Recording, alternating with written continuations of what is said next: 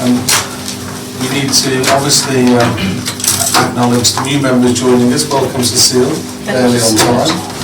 And also to note that Johnny Amos has left us after his service in the last year. So hopefully there are no disclosable interests and no party whipping arrangements. Is that correct? And as Richard's just walked in, he's obviously volunteered for item 4 on the agenda. Absolutely. Thank you, Richard. What is that? It's my clock wrong.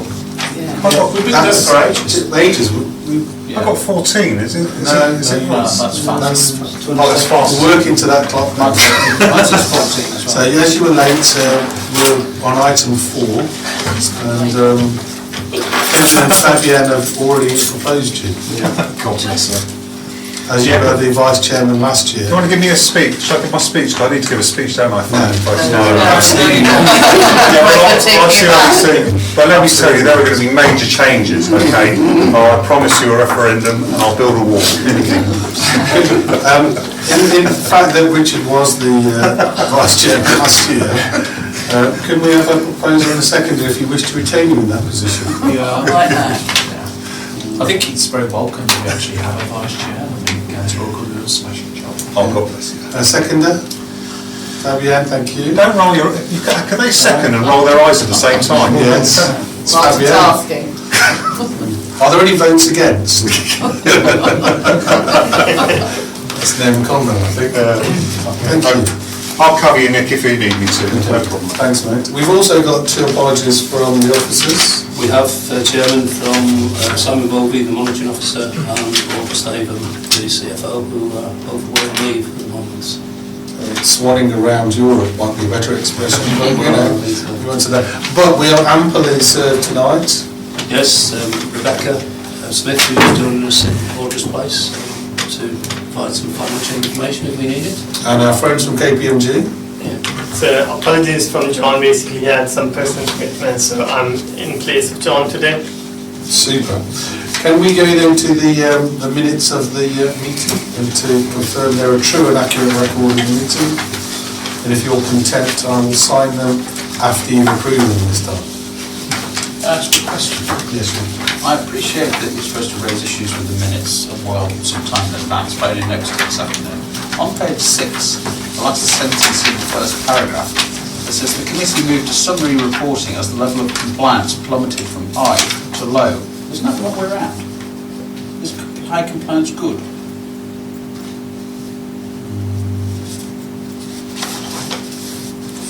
Yeah, you expect us to move to... Yeah, yes. Yeah. So notwithstanding that it's unconstitutional for me to mention it, can we find a way of fixing it? I'll leave that to the monitoring officer to sort out. I think if we can note it, we'll check the accuracy of the minutes. And, Thank you. Sorry, while we're on that subject, I feel the word plummeted. It's a bit like a headline you might find in the Daily Mail. I think on that same accuracy note, we'll leave it to the...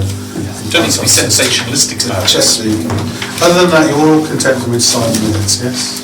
Rather than plummeted, just say nosedived. Well, actually, it won't be plummeted because it's a positive, so it'll be improved in actual fact performance. Risen like a phoenix, is that too? I fear we're going to be a hostage to the innuendo tonight, aren't we? Should move on, Chair. Yeah. Yeah, that was my first Probably not entirely. actually. So there, can we move then to page 9 of the report and the KPMG progress report? Over to... Thank you, Chair. So in terms of our report, basically there are 2 parts to the report. One is the progress on the work that we are doing so far, and the second part is around the technical developments in the sector. So I will be broadly touching on the progress that we have made so far in terms of audit and the work that we are doing, and then the second part on the technical. The work that we do in terms of financial statement is subdivided into kind of 2 pieces. One, we do the work during interim audit, where we tend to focus on the control environment and then test some of the controls which then feed into our strategy for the substantive procedures at the year end. So the interim work that we have done during March time, we concluded on that work, and there isn't any issues coming out from that work. So that is then fed into our substantive year-end work that we had done. At the time that when we were writing this report, we were doing our annual audit, final field visit. We concluded that work. We kind of finished the work, on-site work last week, and now we are doing the work off-site in terms of writing our report, IC 260 detailed report, which is coming to the committee in the next meeting. So that will detail out what the initial risk that we had in our plan and the work that we have done. But so far, in terms of the risk that we had in our plan, in terms of pensions, there isn't any major issues coming out from the assumptions. But this year we have engaged our actuaries team to look into the assumptions to give us the more assurance on the triennial valuation that is being done for the council through the pension fund. So that work will be concluded and we will get the final report into the next committee. Another area which we are looking into is the investment properties, because this year management had done the fair value assessment of the investment properties stock land that they have, and we are looking into the assumptions made by the management in terms of valuing those properties. So that is ongoing work. We are engaging our values team to look critically into some of the assumptions made by the management, so that we will again conclude in our IC 260 report. Apart from that, the work that we have done so far, there isn't any major issues coming out, and in terms of the response from the officers, it was very good process. We kind of done our own field visit in 2 weeks, and I think we covered kind of 95% of the work that we meant to be doing, and the remaining is just the report writing and some of the queries, follow-up queries from the work that we already have done. The other work that we do as part of our financial statement is around the value for money work, and the value for money work is looking into the resources that the council have and how efficiently they are utilizing those resources. So as part of that work, we tend to have the meetings with the management and then look into the medium-term financial strategy and some of the assumptions. So that work basically, we had the meetings with the officers. We're looking into the medium-term financial strategies and assumptions, and the detailed finding will be in our final report. Apart from those two, the extra work that we do is around the housing benefit claim work that we do in terms of giving the assurance on the housing benefit claim. In terms of that work, we have shared our prepared by client listing with the officers, and the detailed work is planned to be done in September, so we are on track with that as well. The other, in terms of technical developments, is mainly what the technical development in the sector and which the committee needs to be aware of. These are very kind of self-explanatory, but I'm more than happy to take any questions if you have in terms of these technical development. These are things that you need to be aware of what's going on in the sector, so then that may affect the council in the future.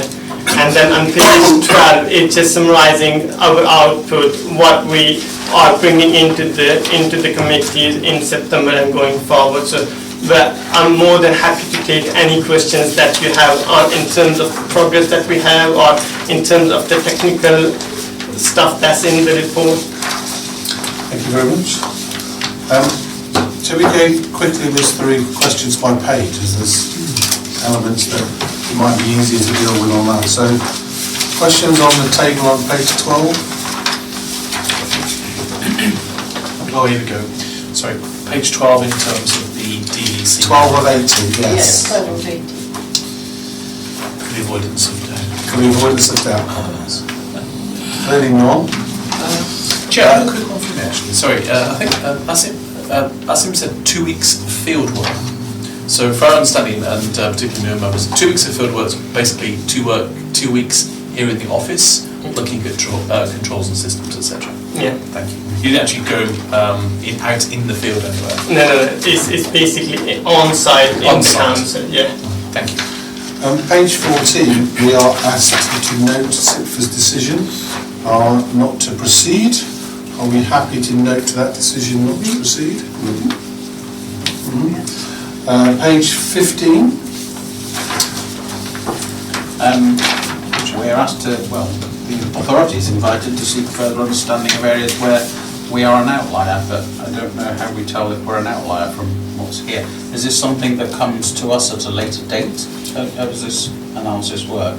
Yeah, it's basically on PSSA website. What they do is they have different tools in there, and in those tools, one is around the portfolio that you have in terms of the different services that you're providing, or in terms of the financial resilience that you have. So right at the bottom of that page, there's a link, and if you click onto that link, that takes you to the PSSA website, where there's whole loads of data in there, and that's for basically for the officers and for the committee to look into. If there is any outliers in there, you need to understand what is the reason behind those outliers. So for us, it's just kind of highlighting that there is information available for you which you can consider in terms of decision-making process. Okay, so a supplementary, which I guess is aimed at Tony, how does that decision-making process work? Is it for officers or is it for us? Does this data come to us, or what happens? Through you, Chairman, I think it's for officers to do the research and report back to committee. So are there anywhere the authority is an outlier? I'm not sure that we've actually done that research work. We haven't done the detailed research. There will be areas where we are an outlier just by the nature of some of the statistics that are on there. So for example, we would show in the top quartile for non-school reserves because we don't have schools. All of our reserves are non-school reserves. So there's some that's why you'd have to actually go through them in detail and identify the ones that are meaningful and useful. Because as Asim says, there are literally hundreds of statistics on there. So it's identifying the ones that would mean something for us. And given the ones that are listed, which ones mean something for us then? These are what's listed on here isn't on the actual statistics. They're the data that feeds into those statistics onto the website. So this is where data has changed. So how do we know which ones are meaningful then? So we'd have to go through and look at some work to identify them. But as Asim's just directed us, the financial resilience ones might be a place we'd like to start. For the slightly newbies, what does outlook? Could you define what you mean by outlier? Like below standard. I mean, what's? So it's basically when we say outlier, it's for the full country where we have all the councils. They collect the data, and then basically on the basis of the data which they collect, they have the average for the UK. And then on the basis of that average, they then compare against each council. Means, suppose the example of the reserves that we said, like if we have hundreds of councils in UK, what they will say on the basis of the data that they have had with them, they may have the average reserves of 5 million for the school for each council, but as far as the Daventry is concerned, if you may have 3 million or 7 million, so that means you're outlier in terms of what the average is, whether you are on the higher side or on the lower side. So then you have to understand why you are on the higher side or on the lower side. So you're going to be an outlier anyway. Unless you actually hit the average. Chair, it feels like a little training session might be required to understand this in further detail, but in the interim, when we talk about the value for money, is there a single unit of measurement that all of these are converted into? No. So in each case there'll be, I mean, I guess climate change statistics is a very good example. That is obviously CO2 emissions. But all of those will each have their own unit of measurement. Yes. So for us it's understanding, I suppose it's a point about materiality and applicability. I think on this one, Tony, what's coming across is the officers need more guidance to give to the members. Because clearly we've got a list on here which is not necessarily the ones we should be focusing on. As Catherine said, the financial resilience would probably be more benefit to us. So can we ask that the officers come back with the top 5 areas that we should be looking at with some statistical information underneath that enable the members of the committee to understand where we are, and with an explanation of why we then might be an outlier for those top 5. and then we can focus on the exceptions rather than a list of hundreds of data sets. Is that all right? Yes, yep. Any other points? I've already asked one, so I'll check in with you guys first. Colin?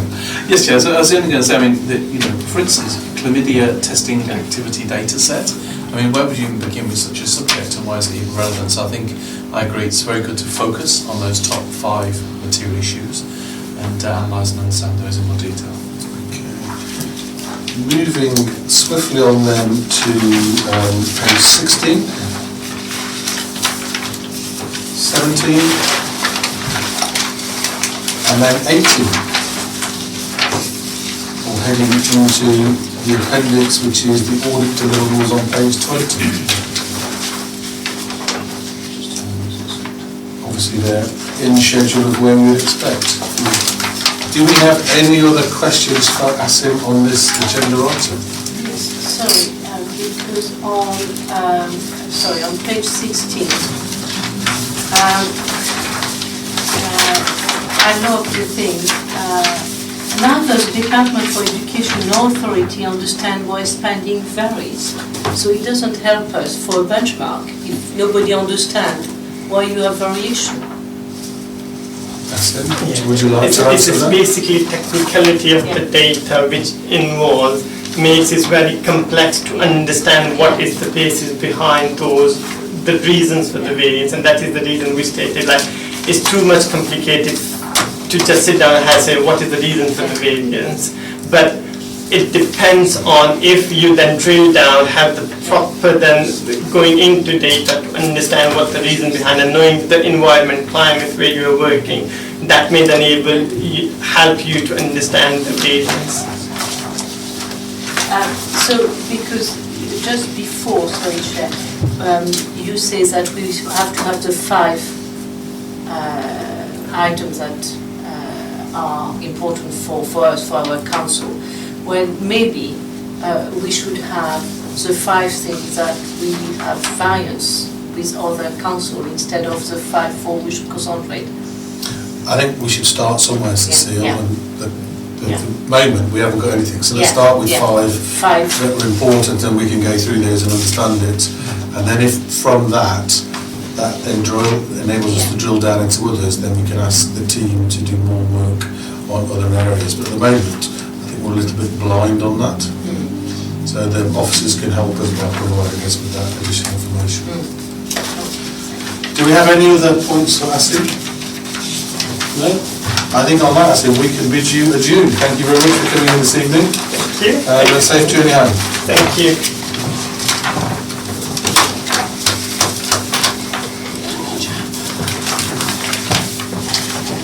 Moving then on to the annual audit review, which is page 23 of 80 for Colin.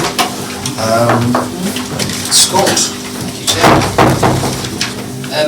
One thing you'll notice with this particular report is through the cycle of the year it's quite a detailed and hefty report. Because what it is it's a culmination of everything that's gone on during the financial year.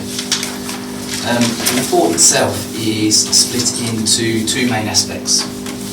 It picks up the performance of the internal audit service, and also then I explain some of the internal audit service improvements that we've made, and particularly around performance.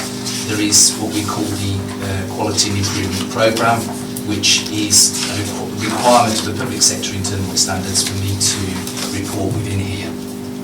So that's the first aspect. The second aspect is then about me providing you as a committee with my overall opinion on the adequacy and effectiveness of the council's governance, risk and internal control environment, and then sort of drilling down a bit further then into the work that's carried out to support that opinion, which then is then reflected in the annual governance statement, which comes on later in the agenda. So if we start with the performance side, one thing I'm going to do is I'm not going to, you're quite happy to know that I'm not going to go through in any length of detail, but what I will do is pick out the pertinent parts of that. So I'm happy for you to ask questions as we go through. Thanks so much, Scott. That's great. Questions from us? but I will pull out the pertinent parts in relation to each aspect of the report. So, in terms of performance, you'll notice on page 24, quite a familiar table that we have there, which summarises the internal audit key measures that were measured on as part of as our service to the authority. In the commentary, you will have read between the lines that it's been quite a difficult year from a resource perspective, and that was something that I reflected in the monitoring report back in January. It has been difficult in terms of certainly in terms of trying to deliver the completeness of that audit plan. Some of the indicators in here are reflective in terms of the resources that we've had to pull in for that.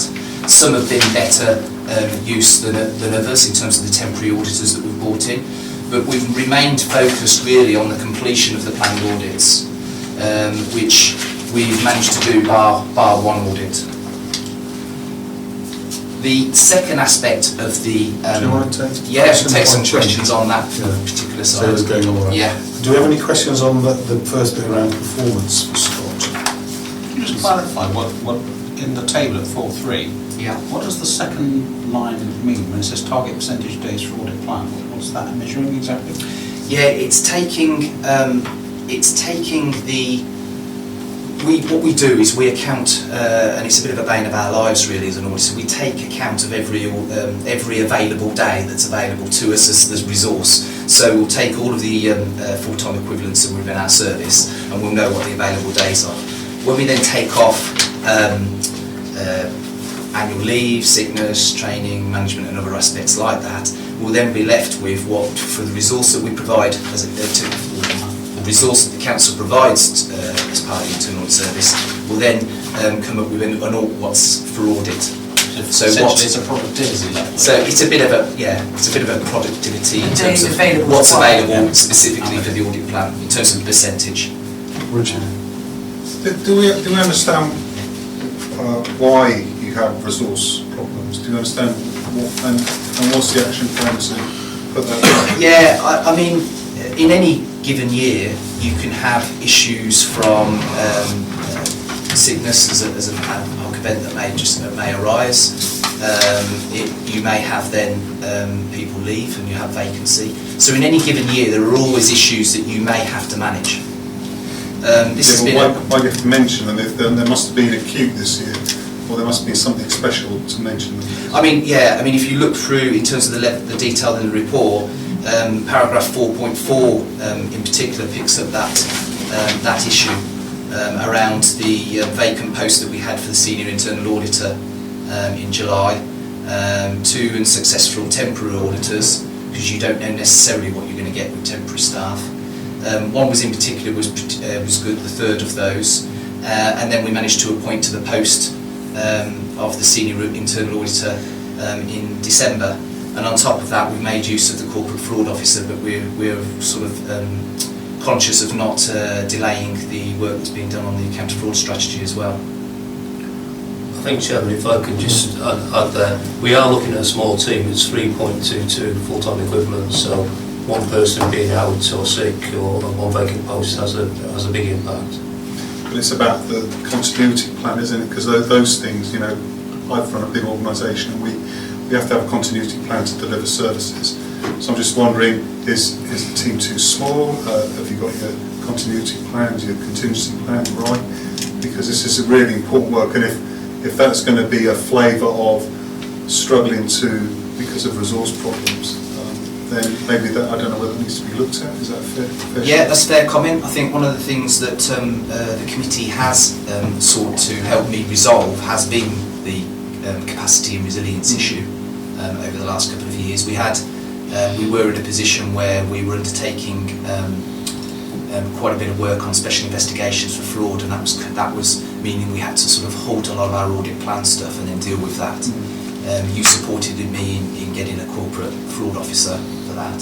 The other aspect was then that was having an impact on the IT audit delivery, which we've been able to resolve during the course of 16-17 and now have an IT audit specialist. So I think management together, me together with senior management and yourselves have been quite supportive, and I believe we're in quite a good position.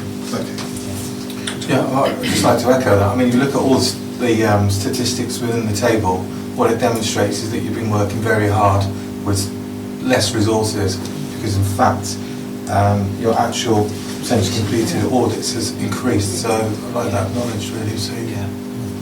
But it's also about burnout, isn't it? You don't want your staff to be burnt out, and we also need to know that if you do foresee that we're aware of it, so we can help continue to support you in ensuring you have numbers. Yeah, I'll explain that point that you've both made in terms of the next table, because I'm sure there'll be a question that arises from that. Yeah, thank you, Chair. I was going to ask if there's any foreseeable issues that will have an impact going forward. I mean, from what you've described, some of it, of course, is business as usual, isn't it? Simple issues that take place, downtime, that kind of thing. But is there anything bigger on the horizon that you think might be successful? Not for us directly, I don't think. Obviously, as the authority evolves, as we enter into joint ventures or other partnerships, and there may be other commissioning as the local authority changes, then that may change the emphasis. We may have to work more closely with our partner authorities to ensure that we're providing that combined assurance. So I think that's one aspect that's going to be critical for us to be able to deliver, to deal with. In terms of then, you've got the external auditors, and there's a bit of, particularly for the Chief Financial Officer, they go, external audit and internal audit go hand in hand in terms of providing assurance to her and to the council. We're going through, or external auditors going through they're going through a market testing exercise at the moment through the PSAA, as it's mentioned in that technical. So in terms of, although that is a market testing exercise, ideally to provide us with an external audit resource, there may be then the opportunity used through that process to cut it even further down. And at the end of the day, if you start cutting down external audit they're going to provide a light approach. So again, that impacts on on the reliance that the Chief Financial Officer places on internal audit, probably not necessarily more. Obviously, Asim's not here, so I'm happy to sort of say that. I'm sure he would probably concur with that also, I think. So, Chair, to come back on that, so actually, depending on what happens at market testing, a shorter audit or a lighter audit is obviously an increased risk to the organisation in terms of potentially, yeah. For us to bear in mind in due course. Yeah. I think, Chairman, if I just come in on that, and I think now Asim has gone, then we can perhaps just reflect on page 18 of his technical report. He talked about, the report talks about the appointment of auditors for 2018-19 and beyond.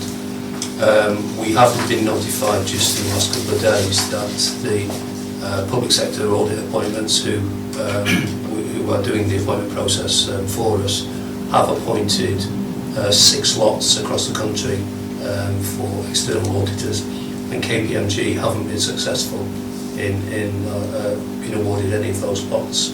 So we will have a change of external auditor for 2018 and 19, but we don't know yet who it will be, and there's a consultation period now with us, the PSAA and the new auditors.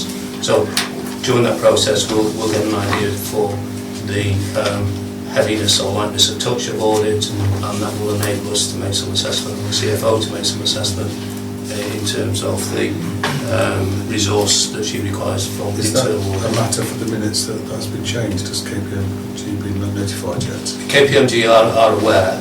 I think we can capture that. It is a factual position. Not commercially confidential yet? No. Okay. Fabienne, you have a question?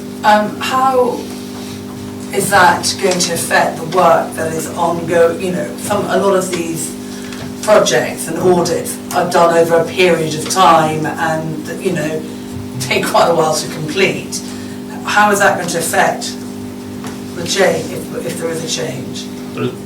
For you, Chairman, effectively we have an annual audit. Yeah. So they look at 1 year's accounts, close that down and then move on to the next year. So whilst there's a lot going on and a lot will run from year to year, the external audit is focusing on 1 year's activity.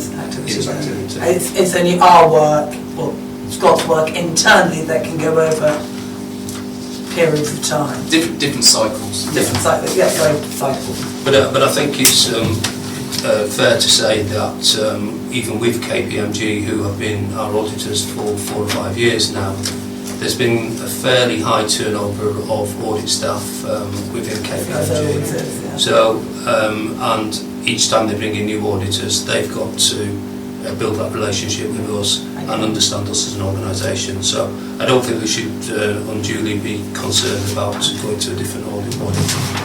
Richard? Yeah, it was touching on that point. Presumably the methodology of auditing is pretty universal. Would that be a fair comment? Pretty much, although, you know, from the training delivered, you'll have an appreciation of the external audit focus on financial statements, so we're a bit more wider than that. But yeah, in terms of the approach, what we're trying to do, it's all about providing assurance. That'll come back to your point about the touch, whether it's a heavy or a light. Sorry, Chair, can I just come in on? So presumably, I don't know whether this has been mentioned, that the reason why KPMG lost, was it because we were unsatisfied with performance, or it's just a financial thing, or? National. International. Yeah, It's a national. They're nationally appointed. It's procured by the PSAA, not by us. Ah, right. So do we have a choice of a number, or is it just one? And that's it. Well, there will be some negotiation between individual authorities and the PSAA, who is appointed to audit, an individual authority. We already made representations as part of our sign up with the PSAA that we wanted the same audit firm to be working across the county, because that helps with our relationships across the county, and for auditors to understand that, particularly in relationship with the county. So we will still be lobbying for that. We may have some say in who the actual audit company are, but essentially they bid for work against a specification. Right. The awards have been done part on cost, part on quality, and KPMG have not made the final list on that The basis. procurement process went through and they lost that process. So with the county issue, are we aware is KPMG going to continue at county level? No, KPMG are no longer within the... They're not on the approved list of suppliers. Really? So that's nationally then? They've lost all contracts? For the councils. For the council. For the councils? Can I bring us back? Sorry. Scott, do you want to move on to the next Yes, bit? thank you. Thank you, Chair. Yeah, the second aspect of the performance, which is quite key for me, moving onto page 25, is customer feedback. This is reflected in the Appendix A for an exercise that was undertaken in 2016. From my perspective, it was a bit of a disappointing response rate, but I can't really fill in the forms for you. Right. I'm really glad Scott's brought this up, because this is a bit of chastisement of my fellow members here. Not this one, it's the next one, isn't it? Yeah. It's the next one I've got to tell you off now. But There was 3 replies. Yeah. It is this one. Yeah, the Appendix A. Oh, sorry. Yes, I'm looking at the wrong appendix. Here we are. Yes, page 37. There are 3 replies. There's one from the chair, one from the monitor officer, and one from the chief executive. I don't think that's No. So who were the others then? Own up. Who did it? Who didn't do it? Chair, I'd like to... Chair, can I just... Hang on. Scott, in real terms, there's 3 replies, and there are more than 3 members of the committee. I would have expected every member of the committee to have responded to this. I think you're hearing that we have. Well, Chair, yeah. can I add to the 2016 position? 2016. Okay, go on then. Yeah, so that was last year's. Yeah. Which was a poor response. Yeah. Right. But in terms of then preparing for the external review this year, on my behalf, the Orderer, as Chief Financial Officer and sponsor for the review, has sent out a more recent one, which is currently out there awaiting responses. That's not this one. No, that's not this one, but what I was going to say was I'll let you off on this.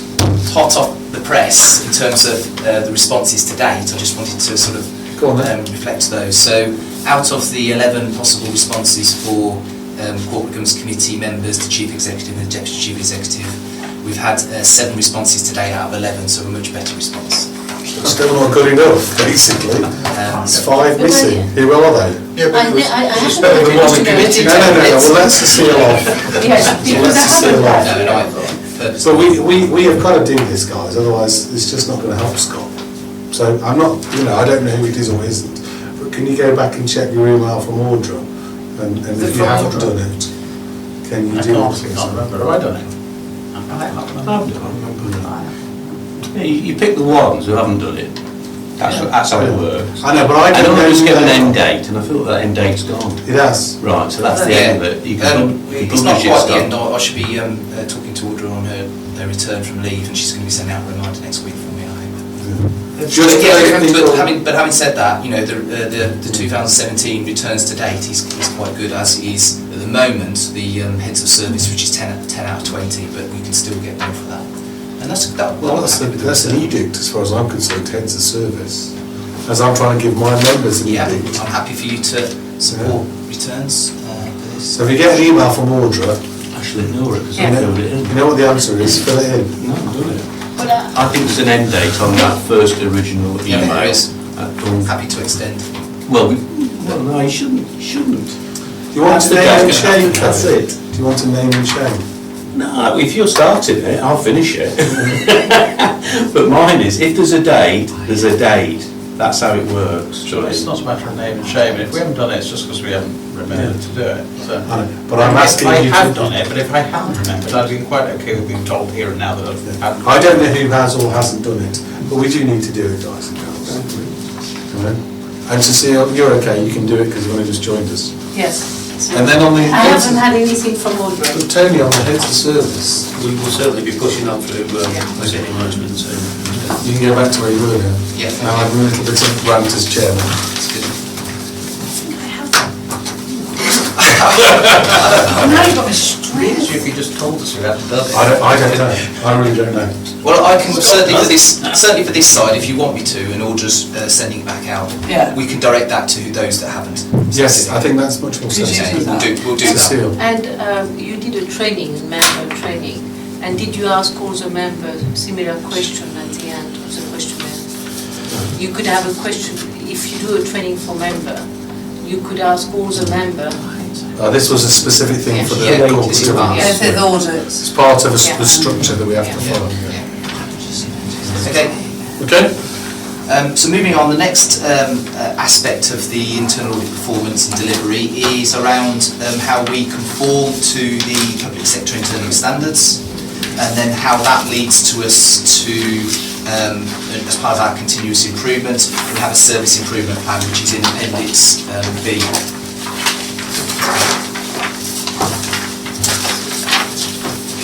So I'm happy to take any questions on Appendix B of them going through it, but the majority to date has been implemented with certain improvements still to deliver. Members, you will have seen that you've had, I think, 4 attachments sent to you, Yes. which are the documents that were named in the appendix, so that you've got the background rather than just being noted in there. So I know at previous meetings you've asked for things that have been in these kind of tables. So when we reviewed it, I asked for those to come to you, so that hopefully that will answer some of the questions you've had. Right, Colin first. Chair, on that note, can we please have the documents in the pack, please? You would I have know done you apart sent from- it afterwards, yeah, on this occasion. by the time I reviewed it, it was... Yeah, I appreciate the compression of time factor. It's, yeah, Well, I think it's a good general point. If we're going to talk about documents and things like this, we should have them as bits of the appendix. Well, Chair, I'm sure I've heard you raise this before on other matters in the meetings. Have all the information in one place so we can refer to it easily. Even if you share it electronically. Yeah, but the preference is to actually have it in the pack. Okay, so any other questions around the table on Appendix B?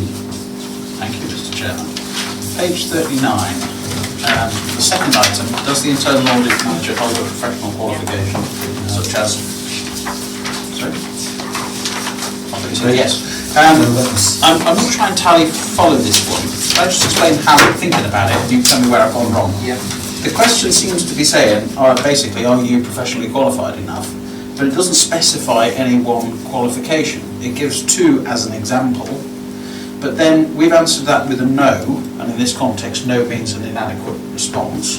We've then got a set of notes which sound kind of defensive, but in the course of the notes, you say, and correct me if I'm wrong, that you hold the Institute of Internal Auditors qualification. Affiliate member. But nevertheless, you hold it. It's an affiliation rather than a qualified certification. Okay.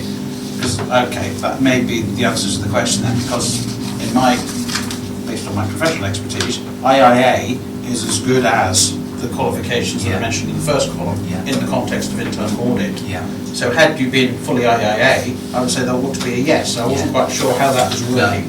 I mean, as part of, one of the key things is going through the public sector internal standards, and one thing that we have to report within the annual audit review is any, what we deem to be non-conformance. And with this particular one, it's as prescriptive as the question is, and that's the problem with some of the questions throughout the standards. So we've answered that honestly from a perspective of where I may be qualified by experience, and we provide some evidential around that, but then also what I have as more professional qualifications in terms of the AAT and then the affiliate membership to ensure that we've got that I've got career professional development. Linked standards that are linked to this are also then around the comfort of management with that perspective, and then also if the external auditors have an opinion. And their opinion was that they rely on then on management's confidence in me, and then also as part of my annual appraisal, the chief executive forms an opinion as well. So it's all linked together, but we have to raise it year on year. You actually got the letters out your name? No. You haven't? Okay. Cecile. So, because it seems, as you say, you reply very honestly about it.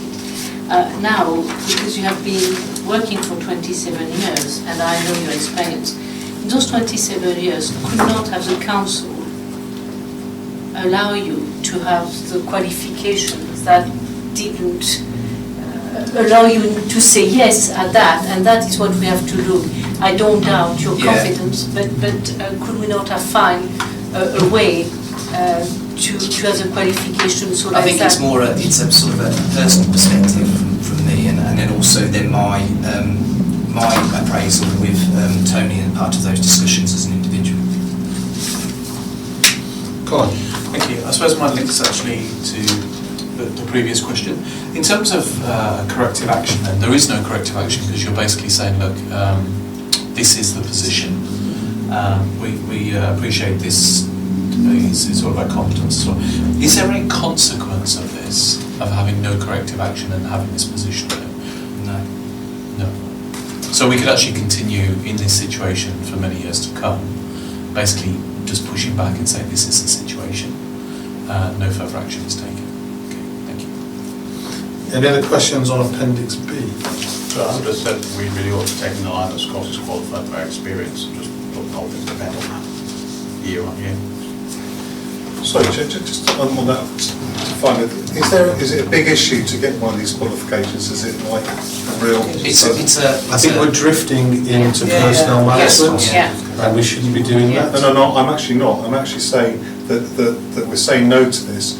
As an elected member, we're asking to rectify this. Is it a big issue to rectify it, or with regards to... Rectification is a personnel issue.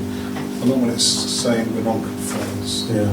And I think we've got to leave that with Tony and Scott as line managers. No, it wasn't a criticism, it was just... No.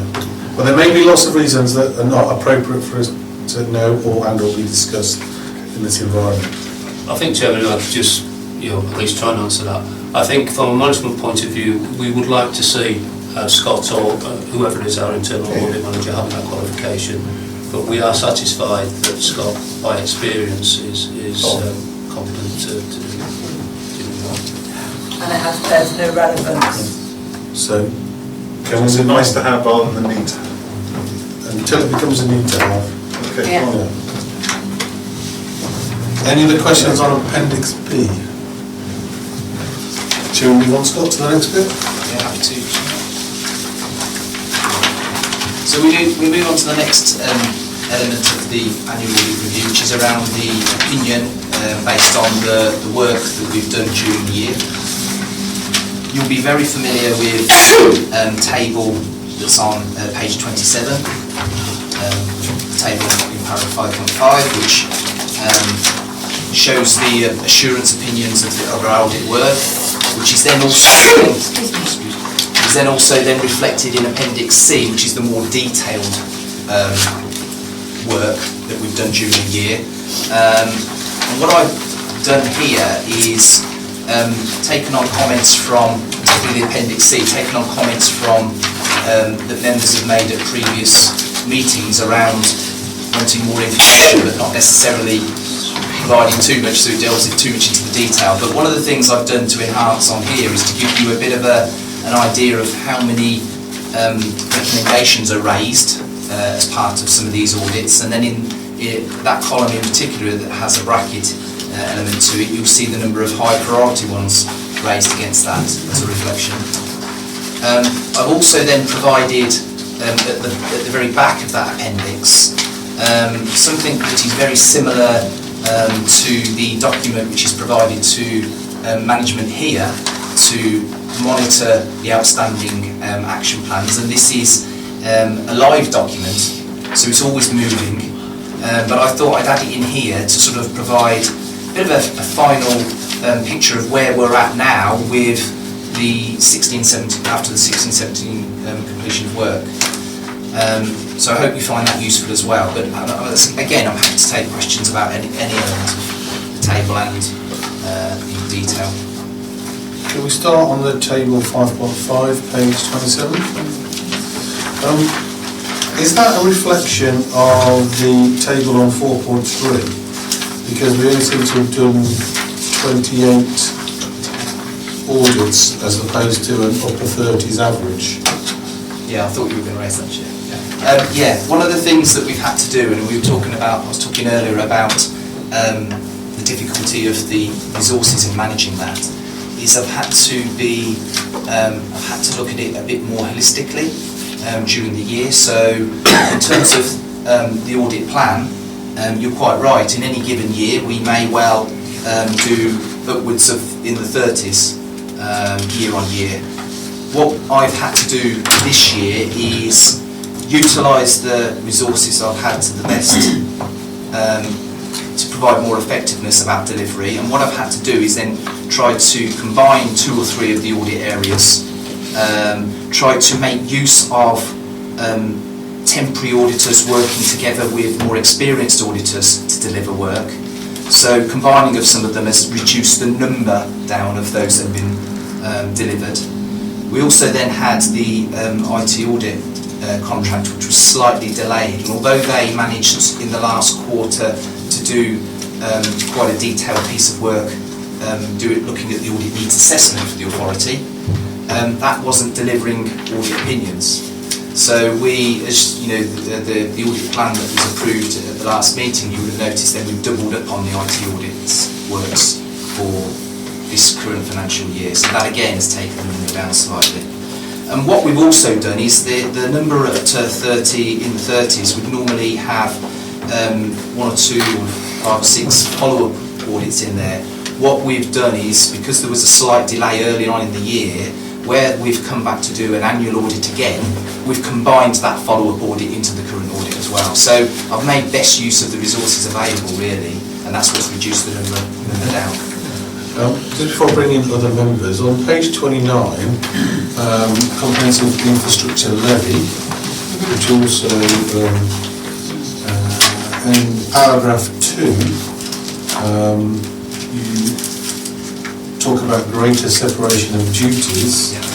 I wonder if you could give us a little bit more on that, and where we are on the planning investigator, which seems to be inexorably linked to the two, which is in the last paragraph. Yeah. One of the key things with something like the comprehensive infrastructure levy is in pretty similar fashion to when we audited the section 106 as well. It's quite a technical area. It takes a lot for us to jump into an area like that, to understand it ourselves as auditors, to be able to then challenge management. But one thing we have done is we've been working alongside their project team, and if any issues around the control environment have arisen, we've been dealing with that during the last 18 months as they've been developing that. So we've been able to help in providing a strong environment around that.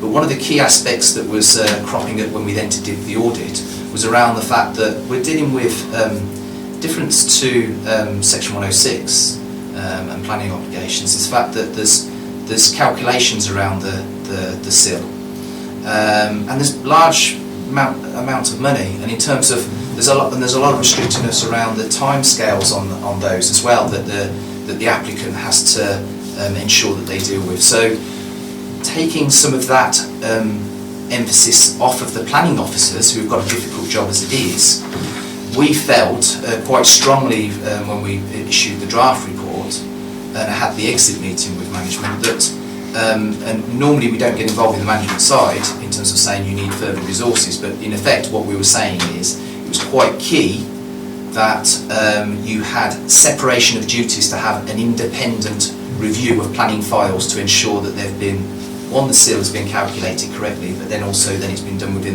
the prescriptive timescales, that the debt's been raised and it's been followed up. So working with Maria as the community manager and her, Keith Thursfield as the development control manager, we worked with them to agree on a position where we would say you may need resource to deal with this.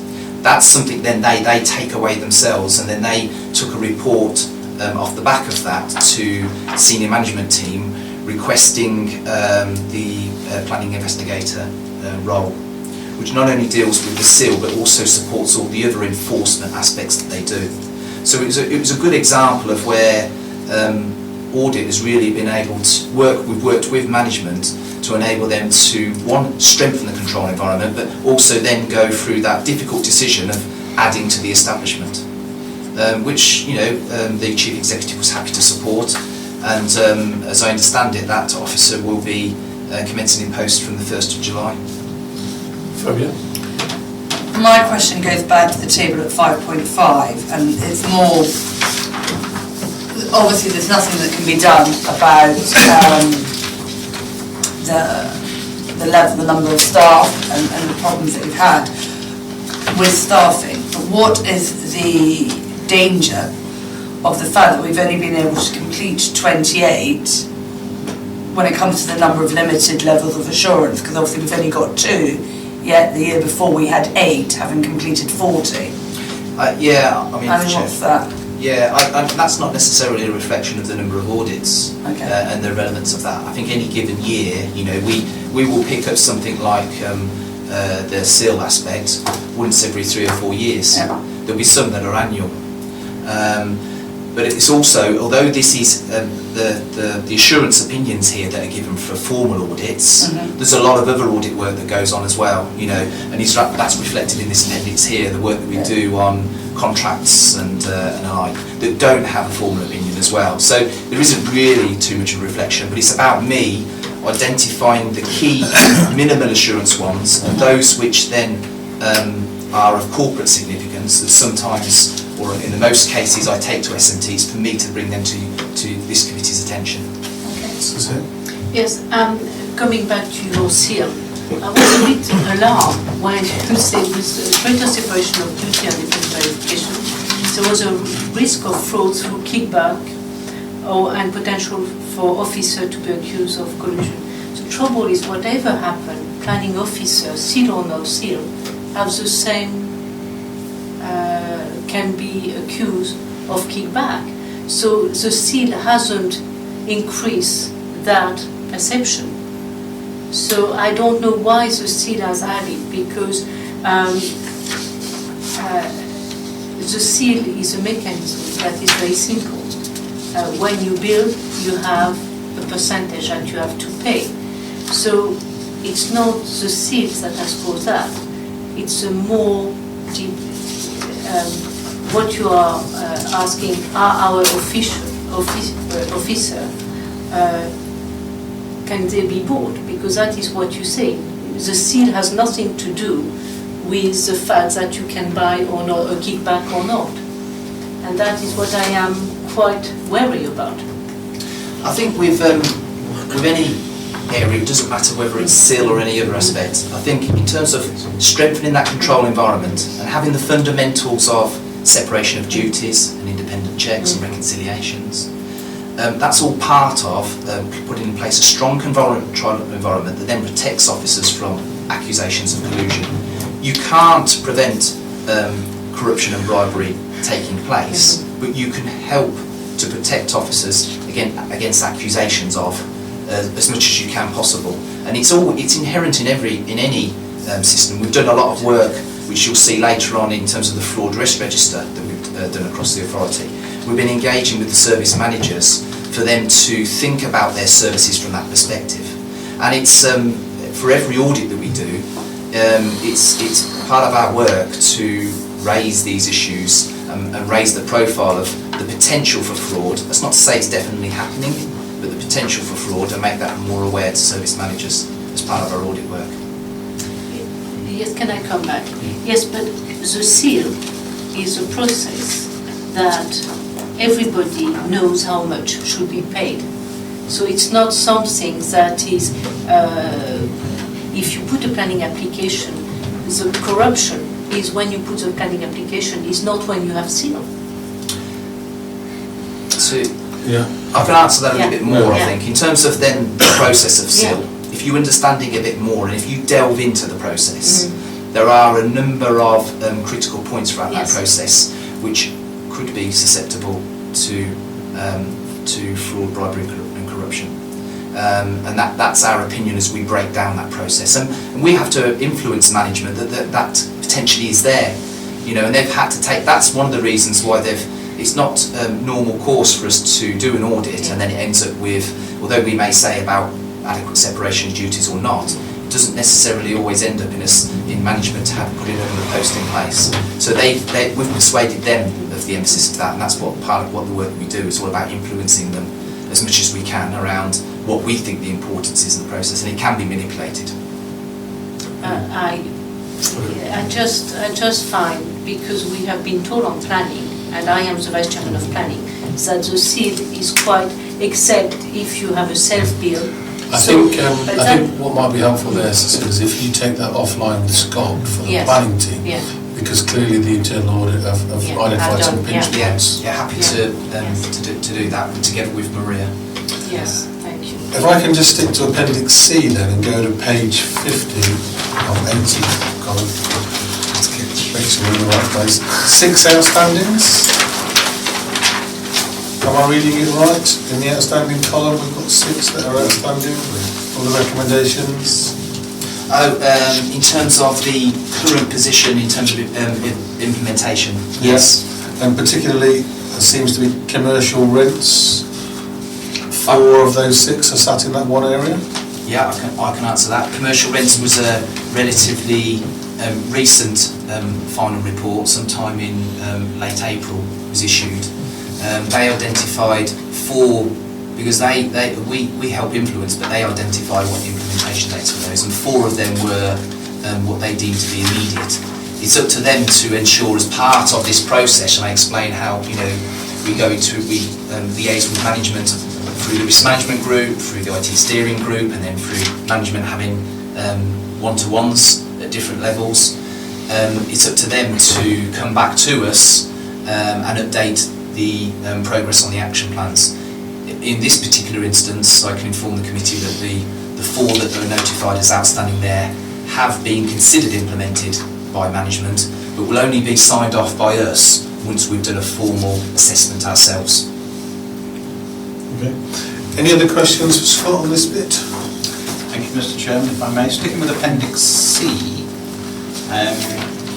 we have 2 audits which have been given limited assurance, which is good, it's only 2. A little bit concerning that one of them was cash and banking arrangements, although they seem to have sorted that out. Yeah. The other one on page 48 is home loans and other financial assistance, where it is a limited assurance, but also there is a phenomenal number of recommendations, 13, which is the biggest, of which 3 were high priority. Could you just tell us what was the nature of your findings on that, and what risks has the council been exposed to? Sure, let me just delve into the paperwork. This is a particular audit that we are still working quite closely with management on to negotiate their implementation of the proposed recommendations.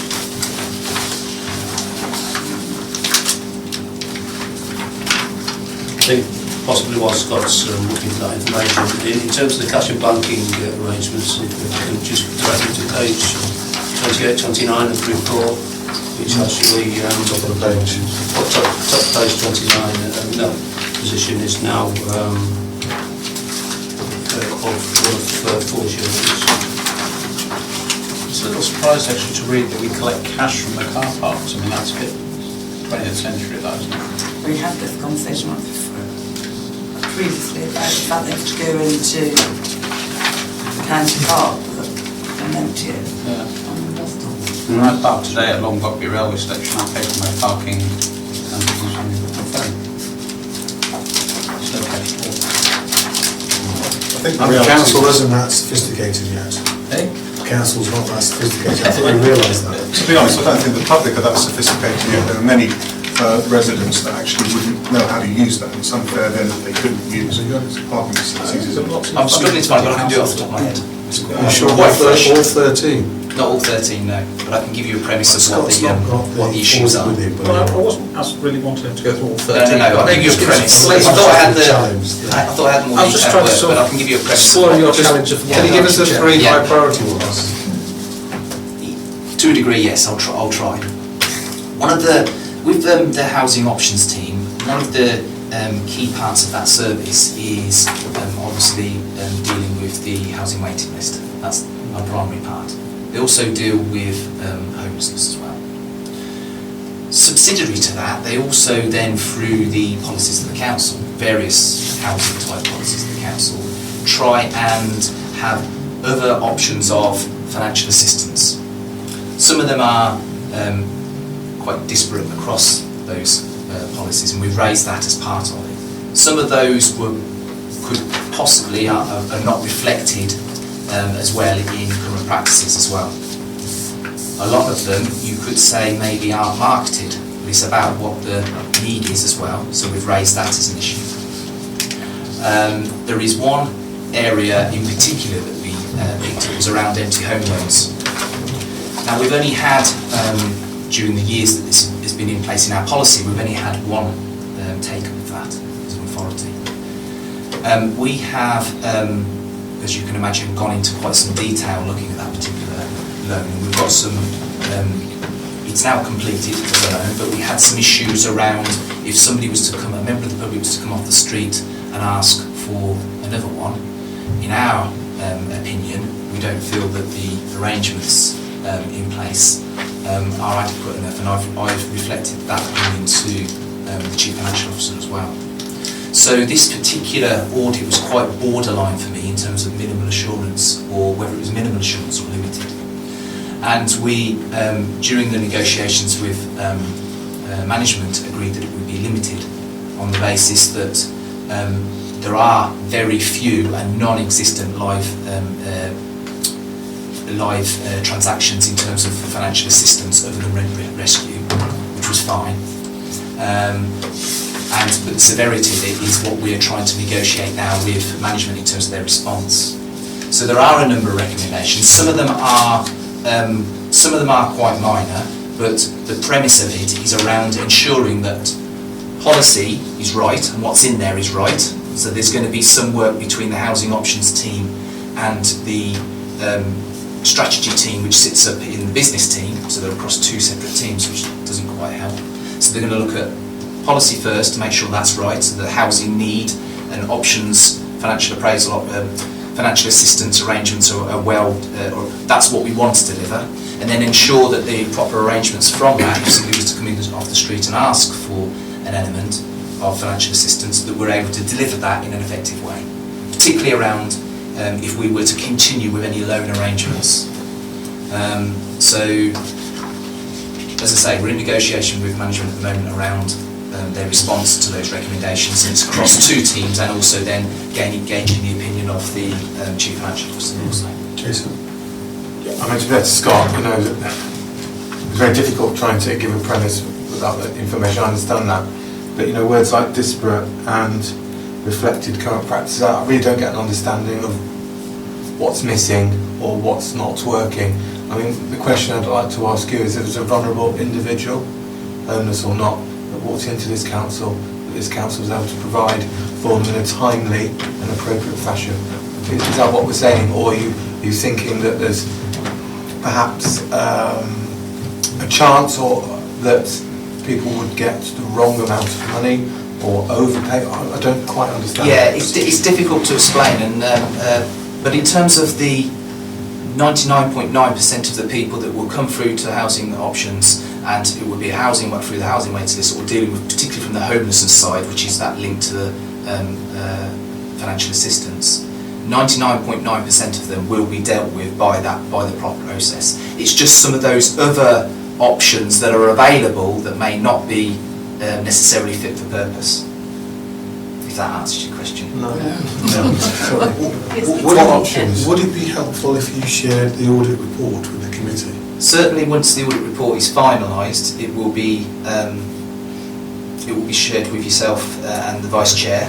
But what I could do is, if you want, I could include it in the monitoring report that's coming towards, because we're doing a new monitoring report in September now. Bringing one earlier. I think that would I be could do helpful. that. That's fine. Could I restate my question? This may help Jason. Could you actually tell us fairly briefly what are the risks that the council is exposed to as a result of this? That might, whether it's financial risks or service delivery risks, but what are the risks? Repetition risk. I think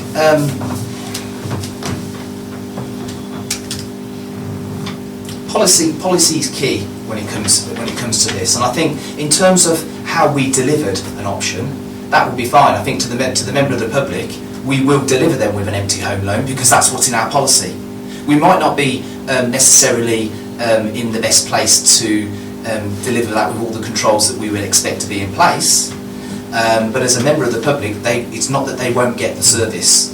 If they delved through our policies, which through the strategy group, and they delve through them and look on our website and see the policies we have, if they were to pull out some of the fine print and see some of the things that are available to them as members, they could draw on them if they want to. What we've been saying to management is there aren't effective arrangements currently in place for dealing with those, but we would still have to deliver that to the member of the public. So it doesn't prevent them, but in terms of, for instance, with the empty home loan in particular, we provided them with a loan. We didn't charge them the level of interest that's within the policy document, so we didn't apply that. And also, in terms of then, somebody else coming off the street, they need to be in the right position to know what their obligations are if they enter into empty home. And there are some contradictions between the documentation that's completed and what's reflected in the policy. I think there is a potential for a service delivery issue here, which we can only really resolve to our satisfaction by seeing the audit report. So if you can add that audit report to the pack, the full audit report to the pack for the committee, that will be most helpful. Colin. Chair, I think very useful actually. I mean, speaking as Chair of Scrutiny and Improvement, and of course Councillor Pritchard is actually looking at this issue around homelessness in particular, and as manager he's very interested, particularly if there's a gap between policy and implementation. That's the first point I wanted to raise. Second one, actually, I've had an interesting insight there about the way you approach this auditing, actually, because you use the word negotiate with management on at least 3 occasions. That's very interesting. Can you talk, I don't want to go down to a hold on this one, but can you just talk about that process in terms of how that's negotiated, perhaps using this as a case study, because you're there and you say this is the findings, this is our recommendations. Where does the negotiation come in? Negotiations sometimes come in when you know, as an auditor, we try and nail down the facts. It's all about facts and what the outcome is for us. But sometimes management can get a little bit hit upon maybe the scoring and the like. And it's that element that I don't want to necessarily hold up what we're trying to deal with in terms of delivering an audit and then the outcome of that. So sometimes there is pressure to bear, but it's up to me, with the independence that I have from management, to be steadfast in the opinion that I deliver to them. And I can understand why there might be a sense of negotiation, but in terms of the clarity around the kind of framework and the scoring, is there an issue there between for members of management in these cases actually not appreciating or understanding that the system? No, I would say from my experience, management understand, but they don't always like. I think you don't always like the findings of audit, that's the fact. Yeah. Jason, final point. I know this is service delivery, but I did want to raise it. Would you mind forwarding those elements of small print that you felt that perhaps that was not known to our citizens in the district, so I can really see those, you know, being visible to me, so I can collate it for my task planning report? Would you want to do that? Yeah, I'll try and once we've finalised off the report, which will be very soon, in the next couple of weeks, I will then sort of happy to share that with obviously the chair and vice chair. If the chair and vice chair are happy, I'm happy to share that with yourself in terms of the report earlier than the delivery to. But that's entirely up to you, chair, really, more than anything else. I think we can get work around that for you, Jason. Thank you. Yeah. Rest of the report? Pretty much there, but what I wanted to point out is then the other elements that form the opinion. From page 30 onwards, you've then got a reflection of the work that we do around corporate risk management,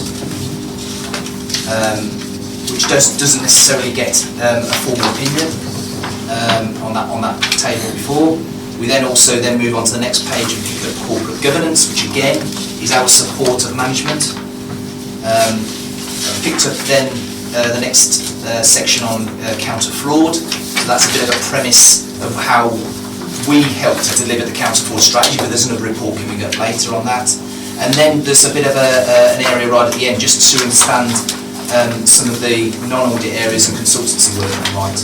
So really that's the supportive information of how I'll sort of finish here is in terms of the strength of the control environment that's in place here and around my substantial assurance opinion. As counter fraud is on item 8, I just think we will stick, if you don't have any questions, to corporate risk, governance and non-audit areas. Cecile? Yes, on page 33, 524, you say that the number of breach of the contract and procurement regulation have been reported during the year, and management have and are considering suitable response to this trend. Could you elaborate a bit more? Are they important breach or little bits? There will be normally an annual report on the breaches comes to this committee now. Yeah. But with the monitoring officer not being here and the chief financial officer, they've delayed that particular audit report until September. But the majority of them are around aspects of non-conformance with the contract and procurement regulations, but nothing of significance. If it was of significance, I would bring it out here as a specific. Yeah. Thank you so much. Any other questions? So can I take committee back to the advice that we endorse the report in support of the council's annual governance statement? Any further? Yes, that's it. Thank you. Moving on, I think, to Tony. Page 51, Colin. Thank you. No, that's here. The information on your update, just run you briefly through the report and I'll have to take questions. the first part of the report is around the data requests we get, freedom of information, environmental information regs and data protection inquiries. And we've seen a significant increase on all in all categories over the last year. It just seems to be going up and up and up. But we are responding to them. I think the Data Protection Act inquiries, 7 subject access requests. Those are from customers of the council who are typically wanting to understand what data we hold about them, and again, not causing us any great issue. In terms of data protection policy compliance in section 4.4.1, there's been no changes to policy during the year. However, we are preparing ourselves for the general data protection regulation. I think we've had discussion about that here previously, and there's a further section within the report on that. 4.42 data protection incidents, and you'll see the table at the top of page 53. Shows 4 incidents reported in 16-17 compared with 13 the previous year and 9 the year before that. There is some detail of them, I think we are in a culture of self-reporting, and typically that's how the incidents come to us. On the report, Tony, I think obviously we're seeing probably predicting an increase in SARS and others. The one area in 4.4.2, yes, it's great that we've only had 4 incidents thus far this year, but given we're probably only a quarter in, we're probably tracking the same as 15-16 in total. The thing I'm really concerned about is the 39 unlocked. Okay, just the 4/16/17 is for the entirety of 2016-17. Is the 39 unlocked PCs? 39 unlocked PCs. I think it's fair to say we have a bit of a battle between those who want to leave their computer on whilst they move away from the desk for a short while, and the policy which... Isn't the policy centrally administered? There is a timeout. But the timeout is not a... Because we've raised this matter at this committee before, that we believe the timeout was too long. Because I think it's 3 minutes, isn't it? No, it's actually 10 minutes, Chairman. 10 minutes. We've reduced from 15 to 10. Right. Well, 10 minutes is unacceptable in any environment. This is not in the public environment, this is upstairs. Anywhere. Yeah, I mean, the E39 are upstairs rather than being... They're within the secure part of the building. It doesn't matter, it's still a data breach. I mean, absolutely, but I mean, there's data... And we would certainly push back to management that should be significantly reduced as a corporate centralism. My organisation has 90 seconds, I don't know what other people's are. And then you have to log back on. Because when private data, particularly under GDPR, is significant. Just to look at a screen and see somebody's personal data is a breach under the new regs. 39 is high, and from what you said, I just got the feeling that what are the consequences to staff that are caught? Is there a sanction? Because if there isn't a sanction, you're going to continue getting 39 plus, because people don't believe that organisations take it seriously. So I'm just wondering, what is the sanction if you're caught with your computer in an open position whilst you're away? So what happens to the younger staff? It's a management issue, and will be dealt with normally in a one-to-one meeting. The individual will be pointed out the error of their ways. Okay, do we know whether it's done? Do we know whether it's recorded? Do we know whether there's repeat offenders? Because if we're really serious about this, then enforcement is the last resort. For me, it's about education first. Education. But there comes a point when enforcement is only the only way to try to resolve these problems. And through you, Chair, my concern is that You know, we need a robust process. If we want to eliminate it, we're serious about eliminating it, we need a robust process with robust consequences for these breaches on a personal basis, so individuals know that they're accountable and know there is a consequence. I don't quite know what that may look like, but I think it's more than just leaving it to managers at work. I take some of those points actually. I think that there is a risk of actually investing a lot of management time in actually understanding the. So, say for instance, somebody's computer's left on, somebody reports it.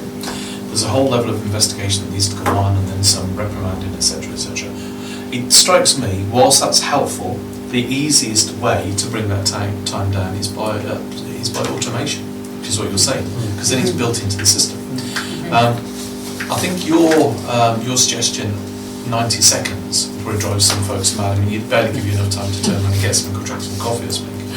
But actually, a sort of reasonable, maybe 5 minutes perhaps, have that automated across the machines would be helpful in the first instance.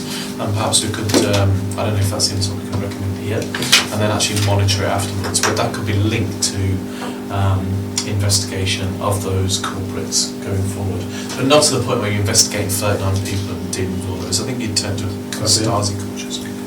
Chair, I mean, data protection is obviously one of the things that officers have to do with training. It is obligatory, and maybe a review needs to take place about this data protection, simultaneous to there being a reduction in the time out, so that they then can see the impact, and the offenders have to redo the training. Of the data protection incidents that we've had, how many of them were of such severity that they had to be notified to the Information Commissioner? There is a severity threshold, isn't there, which you have to report? Under Not above that. all of them would have to be reported. Yeah. Under the new regime, all of them would have to be reported. If there's a breach, you have to report it. I'm not sure if we can, Tony, but I think there's a clear feeling from the committee that the length of time that PCs are non-automated lockdown is too long. Yeah. Just as a question, and I don't know the answer from colleagues, but I've never changed my council password. I have raised that subject. And are employees in the same position? Because they should be changing their password on a regular basis. And I don't know what regular looks like in the context of the council, but every 45 days would make sense. Again, Chair, there's automated systems that can do that, can't they? You know, these can all be automated. And I quite like the idea, as I said, enforcement is the last resort, but there's obviously something is going wrong here. And it needs to be something that is going to draw it down to total compliance or an automated system that shuts it down. Because to me, if there are 39 reported incidents, there's many more that haven't been. Cecile? Yes, but you say because we are members and we also represent the council, and us members, I have the same password for now 4 years, and I have raised a subject that we should be, if officer, have to change every 3 months. At county council, we have to change every 3 months. Just drawing on the chairman's point about passwords, which I think is a valid one, does it follow that if we're lax on enforcing password changes, that we're also lax on shutting down the external access of people who leave the employment of the council? Have we got any statistics on that? Because that's a similar information security issue. And some of them, depending on where they worked in the council, could have access to some fairly confidential stuff. I can answer some of that if you want. No, we're going to leave it as rhetorical, I think, because I think Tony's got enough to go and find out about and come back to us on. And again, I'll leave it rhetorical for you to go and get some answers. Okay. Because I don't know if it is within our gift to recommend those changes, but we're making strong representation to management that they should be implemented. Yes, I'm hearing what's been said, Chair.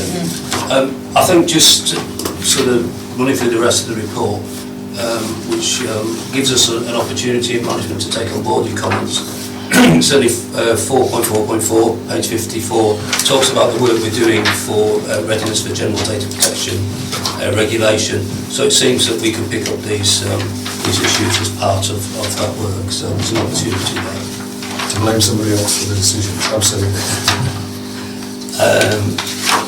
I think unless there's anything else people particularly want to pick Colin? up. Yeah, I missed a table as always. Wherever possible, can we tabulate the information as well by year so we can see trends? Particularly in some of those earlier clause reference numbers, 4.3, etc., 4.4, because you're actually starting to get more data, and again, it really enables us to very quickly take a look at it and understand the direction of travel. So, for instance, turning 4.42 is great. We really understand that. We are able to focus in on it. And same with Any other points on the paper? Are we happy to endorse the approach that information management and the Tony's guidance has been led on? On the rhetoricals that were raised, are they coming back to a later meeting? Well, I'm sure Tony will feed back to us, he knows better than not to. Sorry, Chairman, final point on the rhetoricals. I think I understand the point about rhetoricals because Tony's got a lot to do on, but I think I would feel more comfortable if we had them as instructions for management to go away. I'm not sure we have the power to do that, that's why I've asked Tony to review it for us and feed back. And I'm sure he will take the message back on that basis. But I think they're not so much rhetoricals. If we have the power, then it'll become an action, but it'll work out one way or another. Catherine's being very silent over there, so... Rebecca, sorry. Catherine's being... Yes. Rebecca's being very silent, which is probably a good move, as Simon's not here. Jason? Just one quick thing. I'm sure there must be a standard in terms of data protection. We talked about 90 seconds, 5 minutes, 10 minutes. It's all pretty arbitrary. I'm sure the officers will go away and come back with a standard. And if that standard is 10 minutes, then our recommendation would do what? It won't be 10 minutes.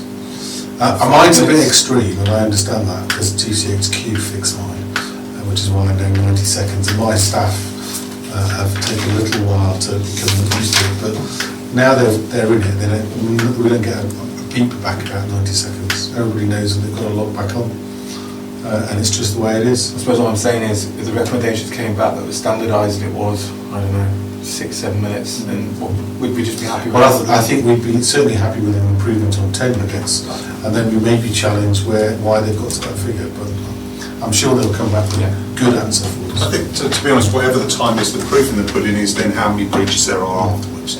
You know, what we're looking for is a solution to stop the 39 computers they found. We know about. Yeah, that we know about. So if we start getting improvements in that area, then I think that whatever we come back with might be the answer. But I agree with you, I think we need to see the improvement. That, rather than the control measure, the improvement has to be made. Absolutely. Tony, I think it's sticking with you on counter fraud. It is indeed, Chairman. Our counter fraud arrangements activity for 2016-17.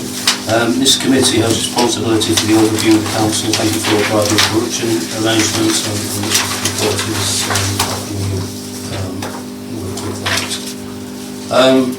Section 4.1 talks about our policy and arrangements, our anti-fraud driving corruption policy, and associated response plan have been in place since February 14. They have had some tweaking since then, but essentially the plan's been in place since then. Scott touched on the work of the that's been undertaken in the last 12 months, particularly around the counter fraud work programme, and the bullet points there set out some of the highlights of that particular work. I think I just wanted to mention that we now have a corporate fraud risk register, which was developed during 16-17, and through our risk management working group and endorsed by SMT, we have given each of the service managers a service fraud risk register, which helps ensure that the corporate fraud risks are picked up and monitored and mitigated at our service level. 4.2 looks at fraud investigation during 16-17. Our policies and response plan gives the responsibility for investigation to the monitoring officer. and you'll see that the Monitoring Officer commissioned 3 investigations and 4 additional cases where he asked the issues back to be investigated as management issues as opposed to fraud issues. There are no losses to the council in any of those cases. 4.3 fraud indicators were required to provide some indicator information, which we do, and they're set out in the appendix. The anti-fraud, bribery and corruption policy response plan is subject to an annual review by the monitoring officer in consultation with Chief Exec, CFO, Internal Audit Manager, Governance and HR Manager, and that's duly taking place with a small number of minor updates identified. In conclusion, the anti-fraud, bribery, corruption policy and response plan have been applied during 16-17. They've been reviewed during the year. No material changes or updates identified. The policy and response plan provide the council with clear systems and procedures to assist the effective prevention, detection and investigation of fraud, bribery and corruption. Thank you, Tim. If I could take us to page 68. The in progress section on the table around the app or failure of the app was the first point. And what we're doing. Yes, Chairman, I think our people find that page, I'm afraid the numbers are a little bit obscured. It is 4 sides into the it's a good test. Yes. Start with to maintain and enhance. Follow 67. Yeah, the Yeah. aim top left-hand corner is to maintain and enhance council's confidential reporting and whistleblowing arrangements. And I think the Chairman's picked up on In progress. the fraud app. I don't know. Project being cancelled, externally funded, what's happened? I can answer that. Okay, so This was part of an opportunity for us to jump off the back of another authority, a lead authority, trying to put in place a project off of some government funding that was made available. As part of that bid, which was successful, it was set out to deliver a fraud reporting app, which you could have on your phone as a smart app, that would be provided to those other authorities that jumped on the bandwagon. I think there was about 30 to 40. The delivery of that bid and the implementation of the fraud reporting app was done by an external firm, and during the course of that implementation there was poor project management from our perspective. There was a lack of communication between the lead authority and the other authorities, and we were one of those involved in that process. We take seriously data protection issues as an authority. We took issues back to the external provider around providing a smart app and the relevant data protection notices that should be provided as part of that. You would expect them to have to be, up on that sort of thing, but the delivery of that was something that technically they said they couldn't provide. So you have the sales that element of that company with the technical element not talking to each other. This went on for a good 12 to 18 months, which was containing us trying to take forward the strategy from a external public perspective, because we were holding back on that in terms of then marketing our whistleblowing hotline arrangements. So all in all, we then had to at one point just say, if you can't deliver on those data protection issues, we will close down from our perspective on that project, and that's what we did. We took that decision. That's not to say that we don't have avenues which are recorded, which are on our website as avenues to report fraud. this was just an additional one to sort of take us to the next phase and having another method of doing so. And that's not to say that we won't at some point in the future maybe have the resource and the development to be able to do something ourselves. But that's something that's ongoing. What we wanted to deal with now is about more marketing of what the current arrangements we have, because we've fallen, we've delayed on that process of marketing those. Were we part of the consortium that bid for the external funding? No, it was the lead authority, and we were participants in the bid. So from our perspective, we had, other than us dealing with the external supplier directly, we go back to the lead authority, but they were uncommunicative as well. So from our perspective, it just didn't work. So we have no liability to return to the external funder? No, exactly that, and that would be down to the lead authority to deal with. My corporate fraud officer has, off of the 30 or 40 authorities that were involved with that, you can easily go online and try and find these on the Apple or the Android marketplace, and very few have been implemented. Okay, right. And then one last point from me before I open it to colleagues. On page 72 of the 144k irregularities detected, how much of that has been recovered? I think, Chairman, what I can say on that, and apologies that there's a comment seen on the 75826 figure, is that all irregularities have been rebilled. These are either overpayments of benefit, normally where change of circumstances are not made aware to us at the appropriate time, or to do with single person discounts. So once they've been detected, then those will be billed, or adjustments made to the benefits. Colleagues? Any comments for Tony? So we're happy to endorse the proactive approach being taken by the team accordingly. Yeah? Thank you. Tony, I think it's you again.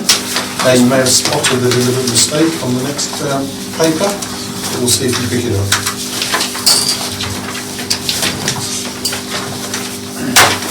I think I'll have to concede on that point, Chairman. I was trying to look at your papers, but you're very swiftly moving away. So I'm sure you'll introduce it as we go on. So the annual governance statement, this essentially is setting out the council's position on a range of governance issues. It is fed by the reports on the agenda earlier tonight, and hence the reason why this comes later on. So these all feed into the annual governance statement. The governance statement forms part of our annual accounts, and is an important document in that sense. I think really a lot of it is sort of a factual narrative around the organisation of the council. Most of it shouldn't be of any surprise to the committee. I think from my point of view, I just draw your attention to section 5 and section 6, which are on page 79 and then go to page 80, the last page of the pack, which I address issues that were identified in the governance statement last year, so 15-16 annual governance statement in section 5. So the items there that we identified as being potentially required to continue to sustain and enhance compliance with the code. So there's a quick précis of what we've done on those issues. And in section 6 are the issues that we've identified for potential improvements and sustaining compliance for 17-18. Colleagues, any questions on the statement? No? So the deliberate mistake then, you've not spotted that Ian and Chris have presumed that we would agree it by signing it in advance. Yeah, I was going to raise that, but I've just got to give you the glory for it. Thanks, Richard, it's very kind of you. Yeah, it's always good to work in tandem with the vice chair.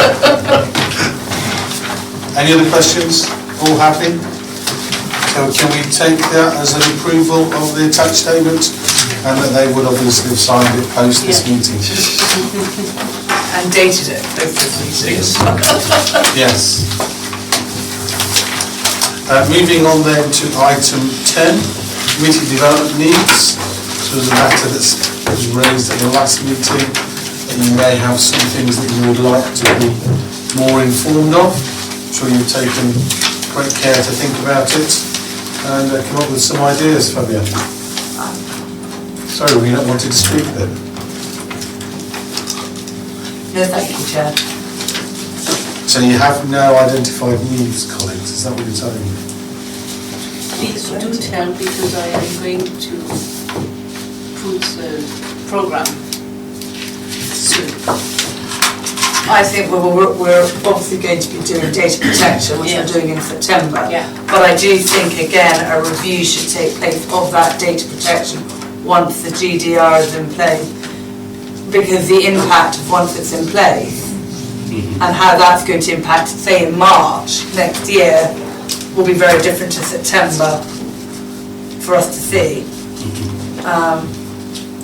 Would be one thing I'd say. Yeah, Chairman, if I could just respond to that point. Yeah, I'm sure we'll pick up the GDPR as part of the training this year in terms of what we're doing, where we need to be for May 2018. Because then maybe later on that year, following September, to make sure that we're still, that anything that has been brought up, once it's gone in place, we'll have that. Anything else, members, that you perceive you're in need of? There's all ears here. Cecile and Scott and Tony are ready to take on your every whim and want. To be honest, every meeting's a learning. You know, we have had previous inputs which have been really interesting through the year, and certainly as those things come up, even if they are a repeat of what's been before, I always like to go along because it is quite a big area, especially for people like me that haven't really been involved in this area of business. So I would say we always need development. It's just taking advantage of different aspects that come up through. Can I just check, so you've done internal audit methodology with the committee, haven't you? Yes. Yeah. Last year. A very good session last year. Yeah, it was. Yeah. Cecile? I don't know if Gillian at HR has spoken to you, because we will try to have e-module. So if there is something that we can do on e-module of audit, that would be great. Just for you to see. Yeah. Fabienne, you do have something? I've already said something, thank you very much, Chair. No, I think it would be good to, when we come down into the definition of limited, minimal, that we have the scope of that, or the range of that, I find would be... Include definitions. Yeah. Yeah. So we talked about this glossary, didn't we?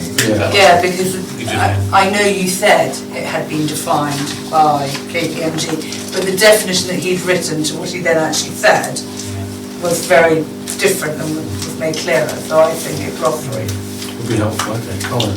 Chair, a couple of things for me actually. I think it was very interesting because KPMG had their network going, which you were at that, Councillor.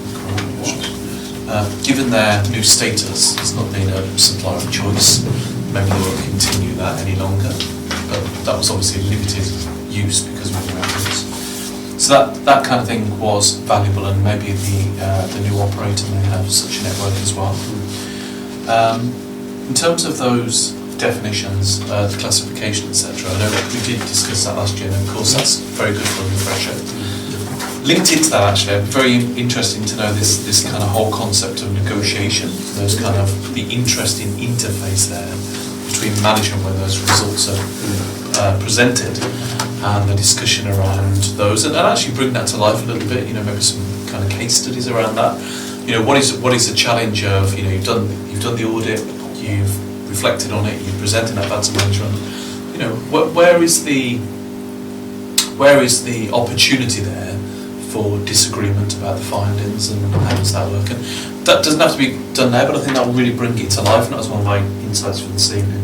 And then finally, another one would be when the auditor presents, the external auditor presents their reports, such as this evening, when we have, the value for money tools and things like that. I think there's a bit of a waste of time here this evening with this particular document, the way it's presented.